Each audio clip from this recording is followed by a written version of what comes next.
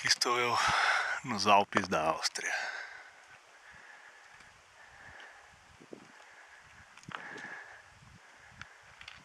Uma montanha chamada Sextaplana, eu acho, sei lá, Sextaplana. Com aqueles dois mané. E o objetivo é chegar ali.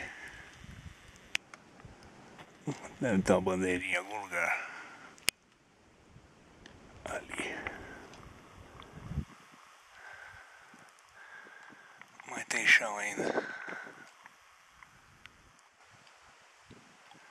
E já subimos tudo isso aqui, ó. Tem um lago lá embaixo.